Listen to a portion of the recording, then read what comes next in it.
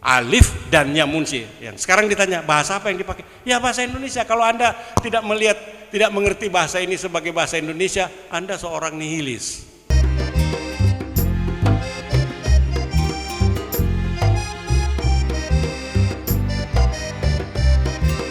Ya dulu ada teman namanya si Hombing, sutradara.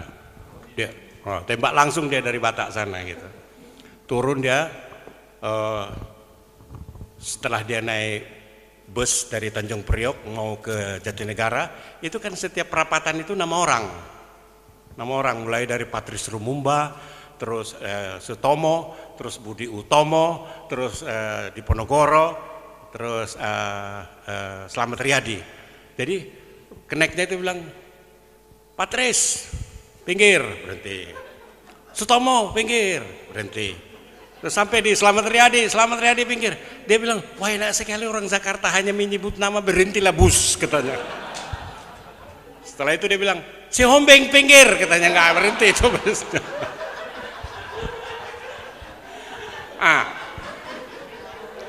Nah dia jalan sampai ke tim itu yang jual rokok di depan itu orang Semarang. Dia supaya dia nggak ketahuan dia Batak, dia bilang kretek kan harus kretek gitu, tapi supaya nggak ketahuan dia kayak mana, jadi E-nya semua pakai aksen. Dia bilang, Mas, tolong kreteknya satu, katanya. Si Mas orang Semarang, loh kreteknya masih ke sana lagi Mas, ada rumah sakit. Itu ada rumah sakit Kristen itu, kreteknya di situ Mas, katanya. Marah dia, aku minta sigaret kau itu. Kalau begitu yang Dunhill saja lah itu, katanya. Terus si Masnya bilang, loh ini bukan Dunhill, ini Dunhill ini Pak. Sudah bagus ku bilangkan Dunhill daripada ku bilangkan Hildun, mau apa kau? Terus dia bilang gini, loh Bapak kok kasih tahu, dia bahasa Jawa ini, Bapak kok dikasih tahu kok bunyi-bunyi, maksudnya muni-muni. Dia tapi bahasa Jawa, di Indonesia kan bunyi-bunyi. Lah bahasa Batak kalau bunyi-bunyi itu alat musik, nguning-nguning. Apa? Aku tak bawa bunyi-bunyiku tinggal di Tarutung, katanya. Jadi nggak nyambung. Nah inilah bahasa Indonesia kita kekayaan, tapi kita harus sepakat dulu. Kita membaca menteng, tebet atau tebet atau apa gitu. Ada harus sepakat. Makanya saya rasa memang Ayib Rosidi itu pernah usul, kalau pakai aksen, taruh aksen saja supaya jadi lengkap seperti bahasa Prancis. Tapi tetap tidak diterima pikiran dia. Jadi memang belum selesai, tapi memang bagus. Indonesia tidak pernah selesai, jadi biarkan aja nggak selesai gitu loh. Oke, gitu ya. Kau orang mana? Orang Timor. Oh, bagus lah. Orang Timor itu kalau berbahasa Timor itu dia bilang, saya mau pergi ke sana, sapi sana, katanya. Terus kau mau pergi ke mana? Kopi mana? Terus, sapi sana. Loh, ditanya kopi mana, ditanya sapi sana. Iya toh? Oke, yang lain.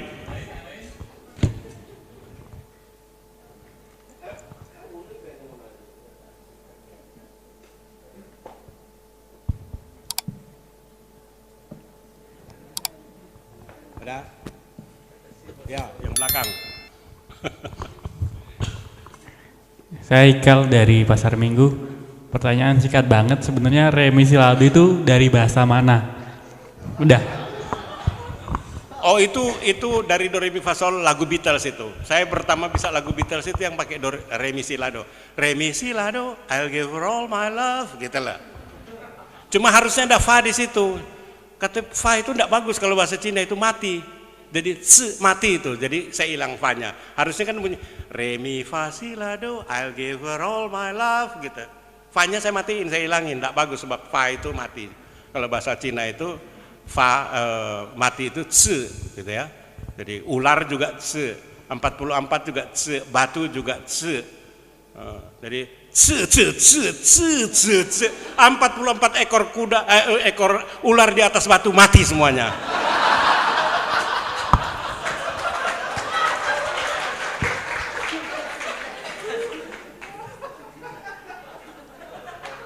Makanya itu memang cuma ada di bahasa Cina. Bahasa Cina itu tulisan berbeda tapi bunyi bisa sama, itu disebut homonim.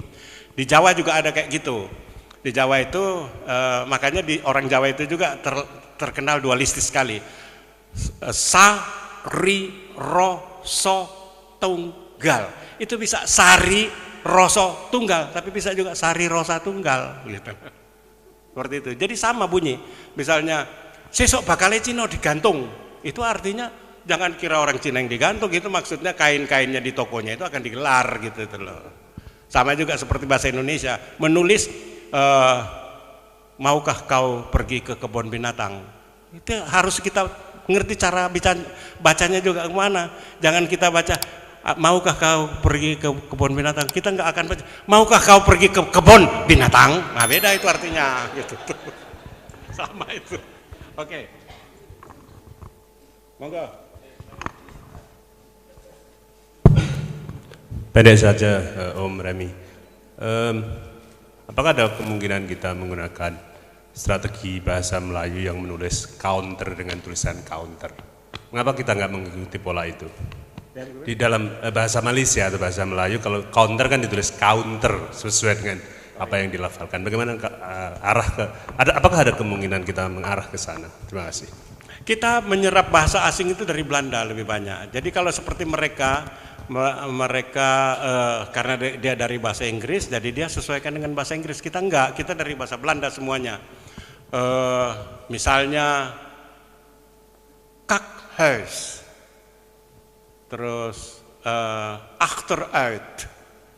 Itu padahal kalau dalam bahasa Belanda itu dua kata, achter dan uit, belakang keluar. Tapi bahasa Indonesia itu untuk achteruit, itu artinya mobil mundur. Padahal dari kata achteruit. Terus kakus itu jadi satu kata, padahal dua kata dalam bahasa Belandanya itu. Kakhuis artinya rumah tai, gitu. Gitu. Jadi karena kita memang menyerap dari bahasa Belanda, maka kita tidak menyerap dari bahasa Inggris, dan kita memang tidak melakukan bahasa Indonesia kita kiblatnya ke bahasa Inggris. Ya seperti dia misalnya kalau kita kan handuk, lebih populer handuk, itu bahasa Belanda, handuk kan, handuk, dua kata itu, hand tangan, duk itu lap gitu. Kalau dia tuala dari kata bahasa Inggris towel gitu. Jadi urusan mereka dengan bahasa Inggris biar dah mereka, tapi kita tidak pernah merasa bahwa bahasa yang dipakai oleh mereka lebih baik dari kita. Kita lebih bagus loh bahasa Indonesia, kita lebih kaya karena ada suku-suku di seluruh Indonesia ini yang bisa menyumbang. Tidak ada kata yang misalnya yang bisa pas dengan kata bahasa Sunda, kekeh, nggak ada itu. Nah kita ambil itu dan ditulisnya keuh-keuh gitu, dan kita tahu bacanya itu kekeh gitu itu. Ya nggak mungkin itu didapat di bahasa Malaysia. Malaysia cuma satu bahasa Melayu, kalau kita banyak gitu. Bahasa Makassar apa mana itu, Arsuka itu. Di Makassar itu ada muka yang jelek itu dibilang muka gamaca. Gamaca itu kalau sama kira-kira muradif itu dengan bahasa Jawanya rai gedek. Muka gamaca itu artinya itu anyaman bambu yang dibikin dinding gitu. Nah itu semua kita bisa memperkaya bahasa Indonesia kita dengan bahasa-bahasa daerah, dan itu cantik gitu loh. Jadi kayak tidak seperti bahasa Malaysia yang terbatas sekali. Makanya kamus bahasa Malaysia juga yang paling tebal itu cuma segini kan, kamus Dewan. Kita sudah segini loh. Nanti dalam 10 tahun lagi jadi gini gitu. Ya, oke. Ya, monggo. Ya, terima kasih. Pak Anton pernah bilang kalau menyebut orang itu namanya dengan nama yang orang itu sebut dirinya. Makanya kalau menyebut Mas malam ini saya nggak ingin menyebut dengan nama Remi Silado, karena Mas sendiri menyebut nama diri untuk membicara tema ini dengan Alif dan Yamunsi. Yang saya penasaran adalah artinya apa itu, Mas? Apa itu? Alif dan Yamunsi. Pertama, satu lagi. Yang kedua, bahasa Indonesia yang Mas pakai itu bahasa Indonesia apa sih? Dan apakah ada sebenarnya bahasa Indonesia? Bagi saya, bahasa Indonesia itu pernah lahir dan cepat sekali tua dan sebentar lagi mati. Atau malah sebenarnya belum pernah lahir yang namanya bahasa Indonesia. Apa itu bahasa Indonesia, dan Mas Alif dan Yamunsi ini pakai bahasa Indonesia apa sebenarnya? Ya, terima kasih. Nah, ya oke.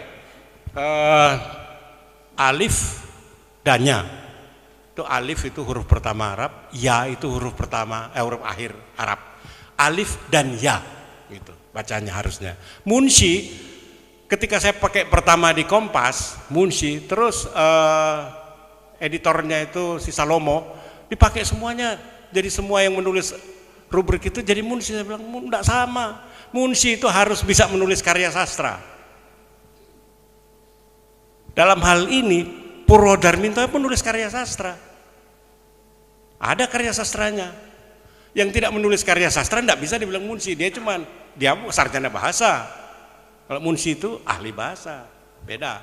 Jadi alif dan ya munshi. Yang sekarang ditanya bahasa apa yang dipakai? Ya bahasa Indonesia. Kalau Anda tidak mengerti bahasa ini sebagai bahasa Indonesia, Anda seorang nihilis.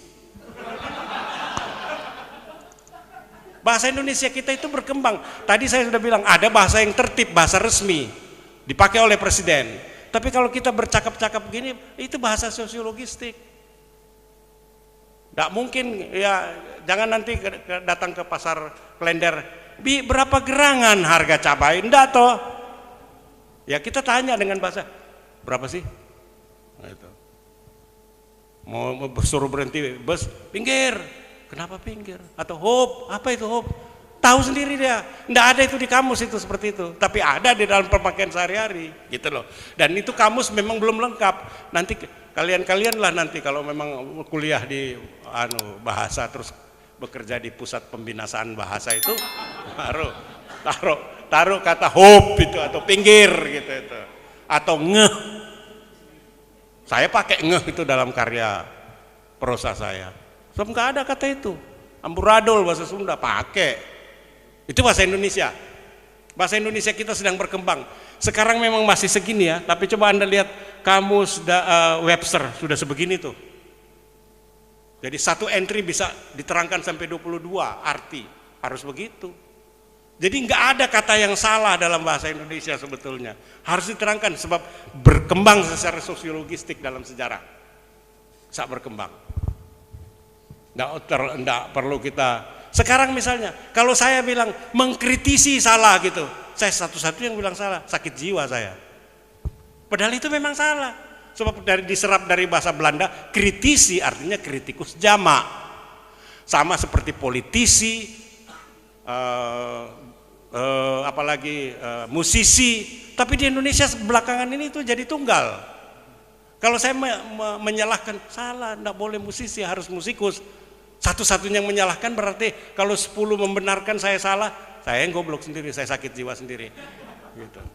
Makanya sebuah kamus itu harus mencatat gejala baru dalam perkembangan bahasa 1, 2, 3. Itu seperti yang dilakukan oleh Webster. Ya, gitu loh, adindaku sayang. Ada cewek sekarang. Ya, nama saya Nong. Saya mau tanya, simpel aja sih. Sekarang ini kan kalau bahasa gaul itu kan banyak banget ya, Pak Remi. Dari ya Lamberto lah, apalah segala macam. Bahkan kalau nggak salah Debbie Sartianti udah membuat kamusnya sendiri gitu. Nah, saya pengen tanya, kalau kata-kata atau bahasa seperti itu menurut Pak Remi membangsatkan atau malah memperkaya? Karena kalau buat saya, kalau saya sih positif aja ya, malah itu kreatif. Jadi kan ada semacam perlawanan juga terhadap bahasa-bahasa yang formal gitu. Nah, menurut Pak Remi itu gimana? Iya, oke. Itu harus dilihat positif. Bergantung frekuensi pemakaiannya. Dulu sebelum kita ada seorang anak Aceh namanya Iwat Hussein. Tahun 82 dia nyanyi rock, rekamannya beredar, murid saya dia, lagunya berjudul Cuek. Itu pertama kata cuek masuk di dalam lagu dan terkenal seluruh Indonesia. Tadinya kita enggak ngerti kata cuek, kita selalu peduli amat sih katanya, acuh aja, maksudnya tidak acuh itu, atau tidak peduli. Padahal yang betul itu cuek sekarang. Padahal, dan kata cuek itu berasal dari gaul, bahasa gaul. Jadi kita jangan terlalu berprasangka buruk terhadap kata-kata yang datang dari bahasa gaul gitu. Misalnya ada banyak yang menulis kamus gaul itu bukan itulah. Ada Henri Chambert-Loire, dia menulis kamus Prokem. Yang paling dasar itu ada misalnya kata Gresimon, Grenfang, Silang Monas. Terus ada yang paling kacau itu nostalgia. Saya nggak berani ngucap di sini sebab banyak perempuan. Pokoknya N, saya gatal gara-gara dia katanya. Nah itu N-nya itu bahasa Betawi dah itu. Nah itu diterangkan tuh sama Chambert-Loire. Ya. Nah itu frekuensi pemakaiannya bergantung dari frekuensi pemakaiannya. Kalau pemakaiannya cukup sering digunakan oleh para pesastra, itu lama-lama akan terpakai. Seperti sebetulnya kata roti itu kata bahasa slang, tapi tidak ada ganti kata roti, maka kita pakai kata roti. Kalau kita baca kamus dari Sultan Muhammad Zain yang kemudian diperbaiki oleh Y.S. Badudu, di situ untuk entry roti, lema roti itu ditulis terangkannya makanan orang berbudaya.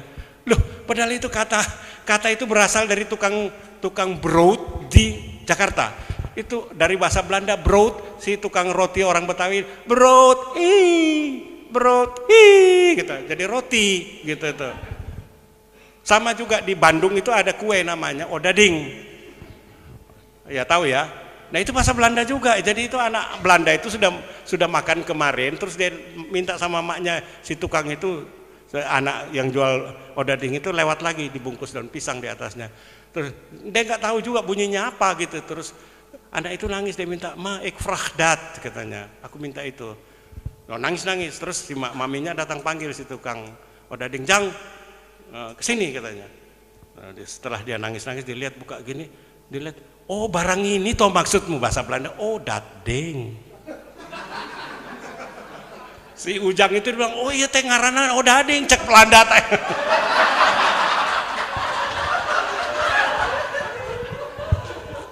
Ya begitu gitu. Nah bahasa terpakai seperti itu. Jadi kita jangan terlalu ketat berbicara kemungkinan masuknya kosakata dari bahasa sosiologistik tadi gitu loh. Nanti tingkat frekuensi pemakaiannya di sastra itu besar atau tidak gitu loh. Gitu. Seperti kata nan juga itu tadinya itu cuma bahasa Padang itu, tapi dipakai di dalam sastra Sabah nan alui Sabah nan alui ya, itu Majo Indo. Artinya sekarang kita pakai nan itu sebagai bagian dari pelengkap bahasa Indonesia dan cantik, dianggap bahasa yang puitis. Nian juga itu bahasa Palembang, bahasa sehari-hari di Palembang, tapi itu memperlengkapi bahasa kosakata bahasa Indonesia kita gitu loh. Jadi jangan terlalu kaku terhadap bahasa terpakai ya. Oke. Ya, monggo.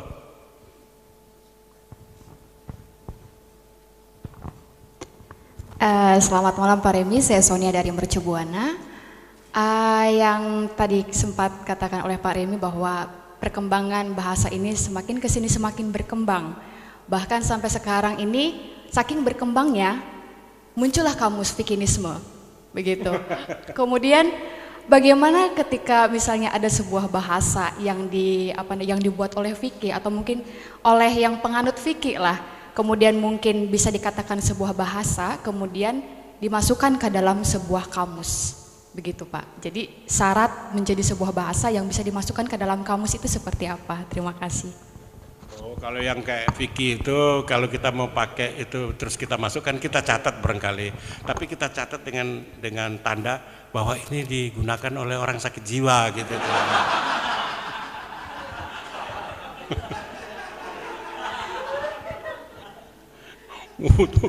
ngawur itu.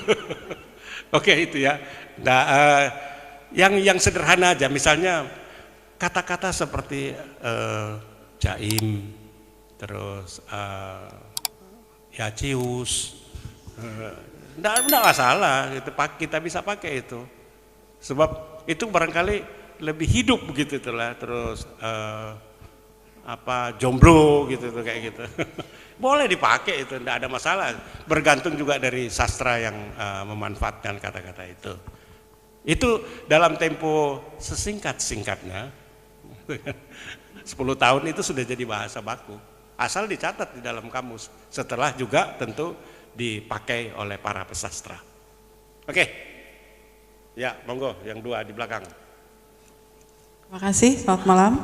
Saya Rusmarni dari Repdem. Saya mau tanya untuk Pak Remi sebagai pelaku sastra, juga pengamat sastra. Dari Saya bukan pengamat loh. Oh, bukan ya? Bukan. Saya pengamat musik.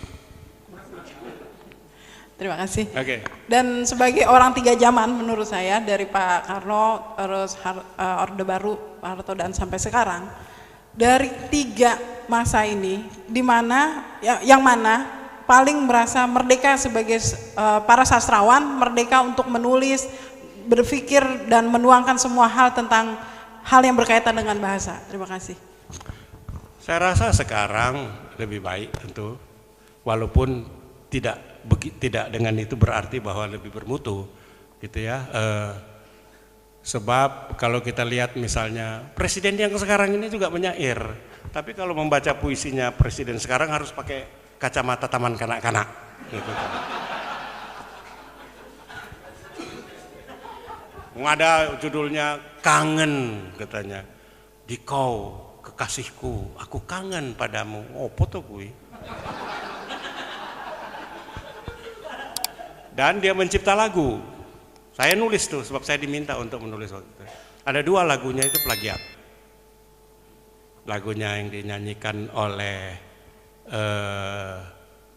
Tantowi Yahya itu dibikin gaya country, itu lagu itu nurun persis dari lagu yang dinyanyikan oleh Kenny Rogers dengan Dolly Parton, yaitu Island in the Stream, dengan referennya Baby Blue dari George Baker, persis sama. Terus ada satu lagu yang dinyanyikan oleh Orat Mangun, ciptaan SBY juga itu persis juga sama dengan lagu tahun 60-an yang dinyanyikan oleh Cliff Richard. Itu lagu When a Girl in Your Arms. When a Girl in Your Arms sama persis dengan lagu ciptaan SBY. Nah, itu sudah memenuhi syarat sebetulnya dibilang plagiat. Tetapi bisa juga ditangkis bahwa itu ada istilah yang terpakai di dunia musik yang disebut reminiscenza, jadi terpengaruh. Seperti lagu Danny Boy mempengaruhi lagu yang dinyanyi oleh So Raise Me Up. Ya, gimana? Ya. Oh Raise Me Up itu, oh Danny Boy, oh Danny, sama, hampir sama itu. Pokoknya seperti itulah. Kalau kita lihat lagu-lagu yang dinyanyikan Elvis Presley dengan 3 akord gitu itu hampir sama semuanya. Hampir sama semuanya, cuma beda-beda kata. One true party in the county jail, misalnya kayak gitu, ya. Terus apa lagi itu? Baby let me be a loving teddy bear. Sama itu tiga akord semuanya sama. Dan itu sebetulnya bisa dilihat sebagai bagian dari pengaruh. Kalau istilah reminiscenza itu pengaruh gitu ya. Nah, seperti itulah. Terus apalagi tadi? Sudah ya, terjawab ya, Adinda? Sudah. Ya paling bebas sekarang ini menurut saya. Walaupun tidak berarti bahwa karya sekarang lebih berbobot. Sebab ketika dia bebas, dia tidak punya lagi greget untuk mencari dan menemukan. Paling-paling pertemuan dia adalah soal hitung-hitungan dengan penerbit. Makanya Gramedia itu paling banyak bikin tinlit gitu. Yang nggak karu-karuan itu sekali dibaca besok dibikin bungkus kacang itu. Ya seperti itu. Jadi, tapi artinya sekarang paling banyak. Dan penulis sekarang remaja itu rata-rata perempuan dengan pembaca perempuan. Ada di sini satu komunitas pembaca perempuan dari majalah Eve. Itu rajin setiap bulan itu membuat diskusi, memanggil pengarangnya untuk berdiskusi dengan pembacanya. Jadi sekarang memang tentu lebih bebas orang menulis, tapi tidak berarti sekali lagi punya bobot yang kira-kira sama dengan ketika Soekarno atau Soeharto menjajah Republik ini. Oke, terima kasih. Ya, selamat malam Pak Remi.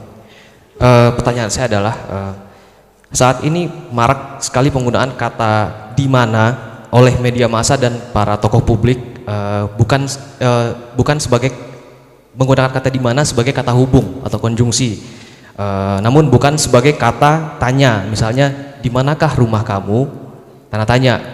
Nah, contohnya adalah Remi Silado adalah pesastra yang terkenal di mana banyak karyanya bla bla bla bla. Nah, yang ingin saya tanyakan adalah yang saya tahu di mana saat ini kenapa sih para tokoh publik dan pesastra para media massa menggunakan di mana itu sebagai konjungsi, padahal bisa saja mereka menggantinya di mana itu sebagai yang, karena, atau dan.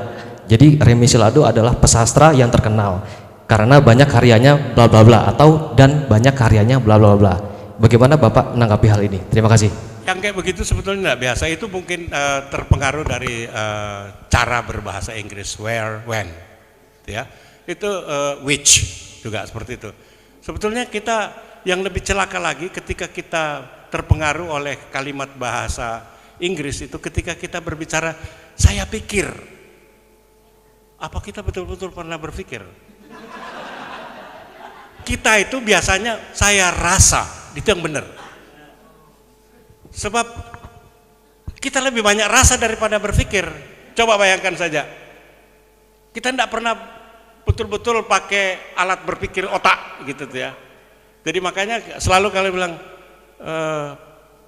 selalu pakai hati kita. Makanya untuk bahasa Inggris attention, perhatian, hati. Terus ketika kita berbicara observer, pemerhati, hati lagi tuh. Terus jadi kita tidak bilang pemerotak atau perotakan. Kita tidak bicara juga untuk be careful, jadi otak-otak gitu tuh. Tapi kita pakai hati-hati gitu kan. Jadi memang yang kita pakai itu adalah lebih pada hati, jadi bukan nota. Jadi kalau ada orang dia bilang menurut pikiran saya pikir, itu dia berarti sekolahnya di Amerika itu. Terus dia alirkan frustrasi dia ke bahasa Indonesia gitu tuh.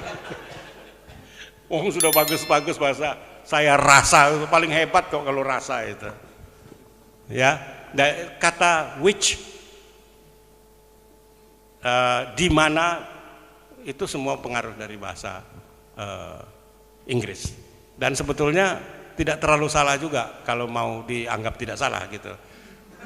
Masalahnya sekarang kalau makanya bergantung sekarang kita mencari dan menemukan atau tidak.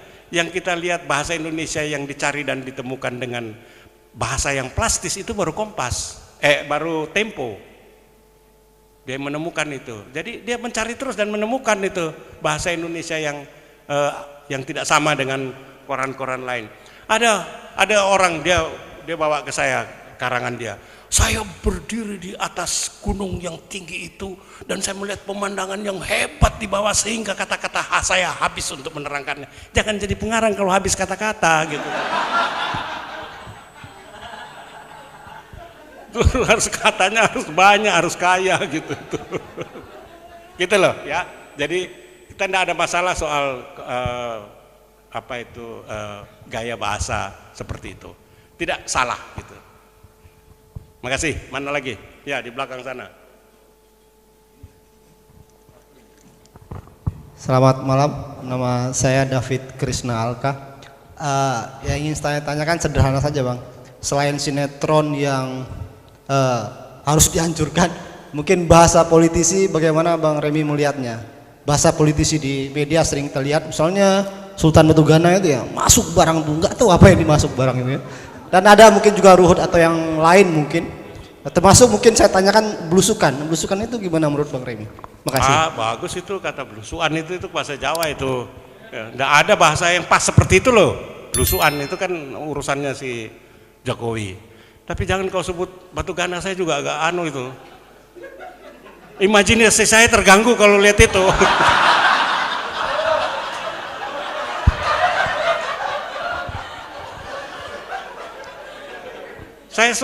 Betul imajinasi saya itu terganggu karena saya melihat itu seperti bintang film Hollywood yang namanya Charles Bronson, tetapi dengan lele Dumbo gitu itu loh.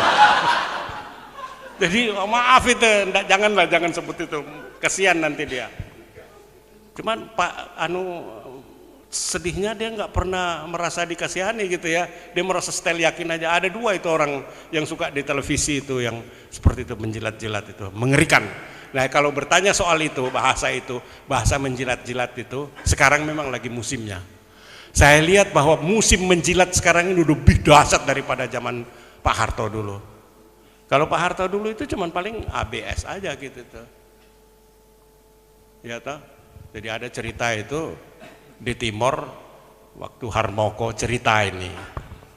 Harmoko datang ke Timor itu, dia lihat ini Pak Manuel ini dari dulu itu anti Indonesia. Tapi ketika Harmoko datang sana dilihat gambar Pak Harto sama Sudarmono sudah dipasang gitu tuh, gitu. Tapi di tengah-tengahnya salib sesuai orang Timur yang Katolik tuh, salib Soeharto dan Sudarmono. Wah, katanya si Harmoko bilang, wah hebat sekali Bapak sudah mau menerima Indonesia, sudah memasang Presiden Republik. Tapi kenapa tetap di atasnya ada Yesus itu, katanya. Oh iya, kalau dalam pelajaran Injil kami itu waktu Yesus disalib ada 2 bandit di kiri kanannya.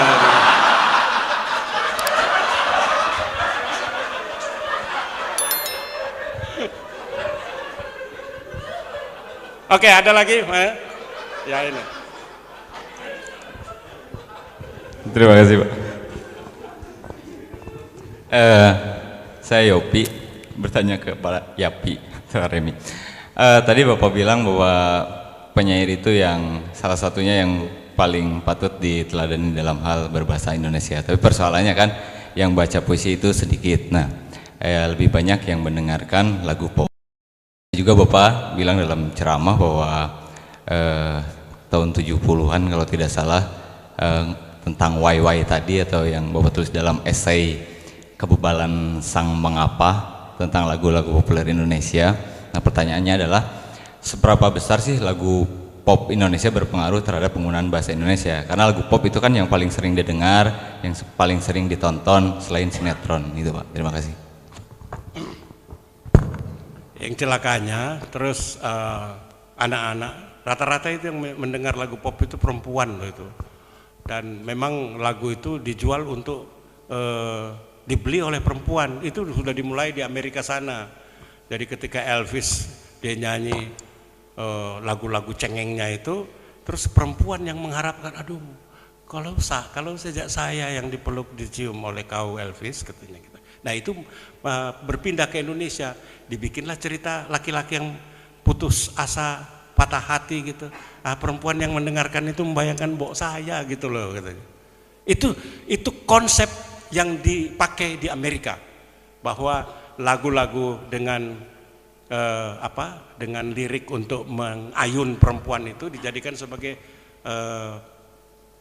taktik kiat dagang musik pop. Jadi memang lagu-lagu itu yang mempengaruhi bahasa dari anak-anak itu juga gitu, anak-anak remaja itu. Coba sekarang kita lihat lagu-lagu populer itu yang lebih dikenal oleh anak-anak itu daripada yang lain. Sastra enggak begitu dikenal. Karena apa? Enggak menarik juga itu baca puisi gitu tuh. Dari tahun 50-an saya lihat kalau ada lomba deklamasi, Pak, kalau baca punya Hairil Anwar itu pasti aku dan juri-jurinya itu di depan. Aku kalau sampai waktuku mau tidak seorang kan meraih, tidak juga kau. Maksudnya. Pasti mendelik lama ke jurinya gitu tuh. Siapa yang mau nonton kayak gitu tuh. Nggak bisa dijual gitu tuh. Teater juga begitu. Saya pernah bicara saya juri teater yang lalu. Bagaimana orang mau nonton teater datang di tim? Ya, itu semuanya itu teriak-teriak melulu, seperti Karina Putu Wijaya yang dimainkan, teriak-teriak mulu. Nggak tahu itu, cuma dia dan iblis yang ngerti enaknya di mana gitu tuh. teriak-teriaknya, wah, wah, menjerit kayak pengungsi Vietnam nggak berak 9 hari. Ya gimana mau jual yang kayak begitu? Sementara lagu pop, wah, setiap kali ada penyanyi anak perempuan umur 16-17 pasti maminya bawa gitu. Ini anak saya, terus nanti begitu anaknya difoto maminya juga pegang bunga langsung, saya juga dong katanya gitu.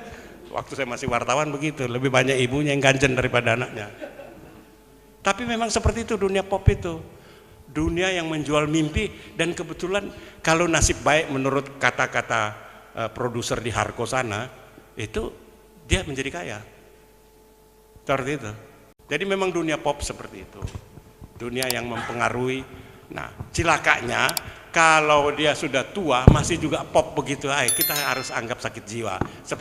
Seperti Sutioso, dia nyanyi terus lagu pop. Saya heran, kapan dia menghafalnya gitu tuh? Ada waktu dia untuk menghafal lagu pop gitu tuh. Ya. Lagunya yang cengeng-cengeng lagi gitu. Itu menakjubkan gitu loh, kalau orang sudah tua, sudah 60 tahun masih menyanyi lagu jatuh cinta gitu, terus putus. Nah, di mana hebatnya gitu loh. Terus kapan dia menghafal-hafal gitu itu loh, kan kasihan banget itu ya. Setiap saya pernah lihat dia nyanyi seperti itu. Yang lebih tua dari dia itu yang sudah wafat gitu, yang namanya Sudomo itu. Wih, nyanyinya luar biasa, jalan kenangan katanya Wetian. Gitu loh. Oke, gitu. Terima kasih, saya Nufri Antoni. Ini penyair baru ini. Pak Remi, saya mengajar bahasa Arab di Paramadina.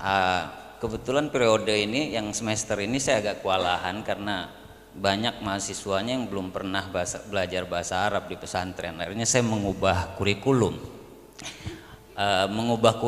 Sambil mengubah materi pelajarannya menjadi yang lebih mudah. Misalnya saya ajarkan syair Abu Nawas gitu, puisinya Abu Nawas, ilahi lastulil firdausi ahla, dan seterusnya dan seterusnya. Yang saya inginkan mahasiswanya bisa menerjemah, mengerti patah kata, 2 patah kata dari bahasa Arab. Gampangnya adalah banyak dari bahasa Arab itu ternyata udah jadi bahasa Indonesia. Misalnya ilahi udah jadi bahasa Indonesia, firdausi udah jadi firdaus, nar udah jadi neraka, kemudian jahim udah jadi jahanam, dan seterusnya dan seterusnya. Jadi ahla itu jadi menjadi ahli dan seterusnya. Jadi saya kadang-kadang lebih gampang memahamkan mahasiswa pada kosakatanya dengan mendekatkannya ke bahasa Indonesia. Nah, tapi problemnya terakhir-terakhir ini saya lihat kelenturan kita dalam menerjemahkan bahasa asing, terutama Arab gitu, itu semakin repot. Misalnya dai-dai sekarang selalu bilang yang benar itu bukan silaturahmi tapi silaturahim, katanya begitu ya. Yang benar itu bukan Allah tapi Allahu Akbar begitu. Kemudian juga ya, tapi untungnya juga di sisi lain kita melihat ada banyak serapan. Kalau NU lagi bertikai misalnya, kemudian ada istighosah masuk bahasa Indonesia, kemudian ada islah masuk bahasa Indonesia gitu. Jadi ada dinamika. Tapi yang saya lihat dulu kelihatannya orang Indonesia menerjemahkan kosakata asing itu betul-betul menuruti kemampuan lidah kita, mengucapkannya dengan gampang ke lidah kita. Tapi sekarang itu justru memberat-beratkan, istilahnya dalam bahasa Arab itu terasa gharib pisami, atau terasa asing di lidah, berat, asing di telinga, berat di lidah. Bahkan kadang-kadang huruf-hurufnya itu semakin jauh antar hurufnya gitu. Jadi merumit-rumitkan gitu. Ya seperti itu tadi, yang silaturahmi jadi silaturahim dan lain-lain itu tadi. Jadi yang saya tanya, dulu ketika ahli-ahli bahasa kita awal itu menerjemahkan kosakata asing itu kaidahnya apa yang mereka perturutkan itu Pak Remi? Ya. Terima kasih. Ya, dulu kalau kita tahu bahwa kata kurban yang pakai kaf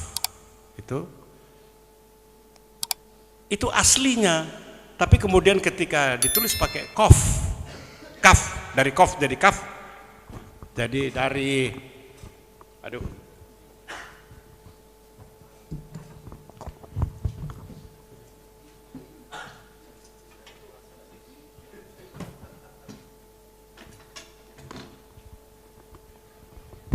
dari yang begini menjadi begini sudah berubah. Ya toh? Sekarang kita mengartikan jadi dua, antara kurban dengan korban. Pakai Q. Ya.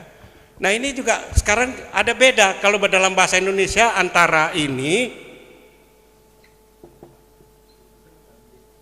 sama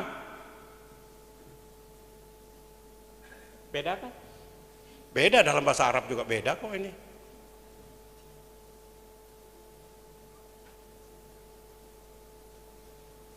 Ya toh? Nah, tapi bahasa Indonesia tidak bisa membedakan antara kalam pakai kaf dan kalam pakai kaf. Nah, ini masalah kita memang, sebab pengucapannya kita nggak tahu persis. Nah, sekarang memang dai-dai yang silaturahim gitu. Kayaknya hanya dia yang paling Arab gitu tuh.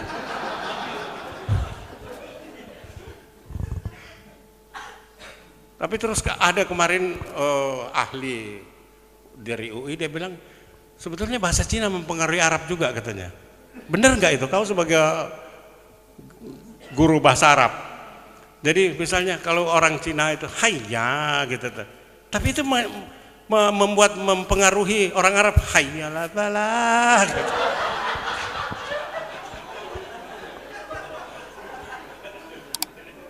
Jadi itu setelah ada hadis yang mengatakan Nabi sudah sampai ke Cina gitu loh, baru ada itu katanya.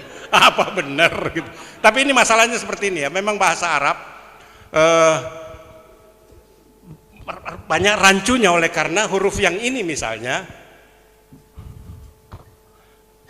iya toh, huruf ini kan dipakai untuk 3. Nah, makanya ketika transliterasi Arab gundul ke huruf Latin, yang ini membingungkan. Wow, apakah dia U atau dia O atau dia W? Gitu. Makanya ketika orang selalu membaca ini yang paling sering ini.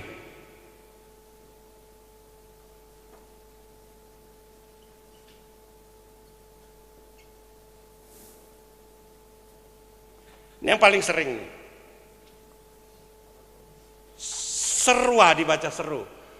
Tuhan seru sekalian alam, harusnya serwa, sebab wow ini itu adalah W, bukan U atau O. Itu sama juga nanti hanya orang Sunda itu yang bicara atawa gitu.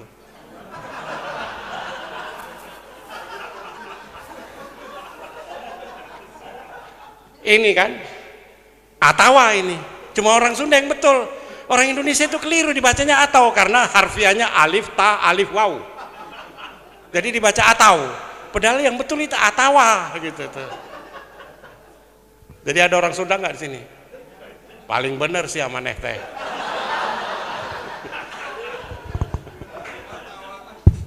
Nah, banyak seperti ini, kasus seperti ini. Seperti juga permaisuri.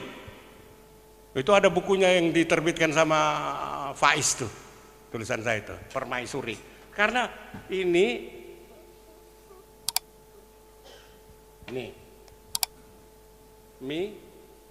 ya, suri ya. Ini harusnya dibaca Paramaeswari, istrinya Dewa Wisnu, Paramaeswari. Tapi karena pi ro mim ya, yang paling celaka itu ketika kita menulis ini.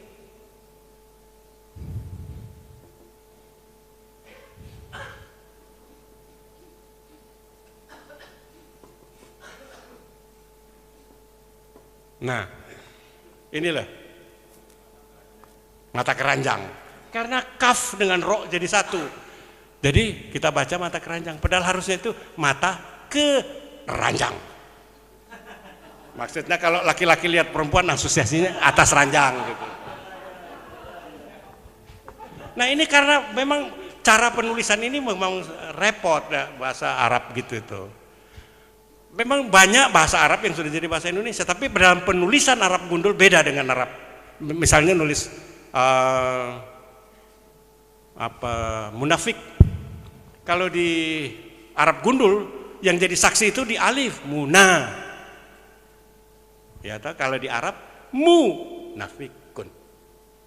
sama, katanya sama gitu, tapi penulisan dalam huruf Arabnya berbeda di Indonesia. Jadi itu yang memang juga buat saya memperkaya bahasa Indonesia kita. Antara kalam dengan kalam. Beda kan artinya? Nah, itu juga sama. Nah, itu kan pakai kof.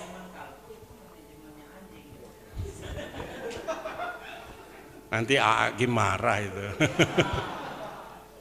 Oke, ada lagi? Sudah, selesai. Yuk. Oke teman-teman. Terima kasih kepada Mas Remi dan teman-teman sekalian. Saya tidak ingin menyimpulkan. Silahkan beri tepuk tangan yang meriah untuk Remi Silado.